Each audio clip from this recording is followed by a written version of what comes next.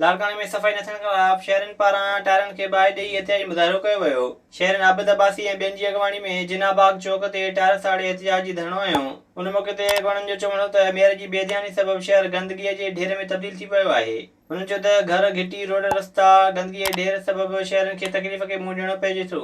शहरनि मकानी खाते जे सूबाई वज़ीर खां मुतालबो कयो त शहर जी सफ़ाई कराए कोताही कंदड़ अमलदारनि खिलाफ कार्रवाई कई वञे। लाड़कान का बेड़ा गर्क कर दिया है, एक ये करप्शन कर रहे हैं, कोई काम नहीं हो रहा, सारा शहर गंदगी का ढेर बन गया है। इसीलिए हम लोगों ने ये रैली निकाली है ताकि इसको आईना दिखा सके हम लोग। सारी यूसीओ का जो है ना बेड़ा गर्क कर दिया है। सारी यूसियाँ जो लाड़काना की है वो खंडर बन चुकी है।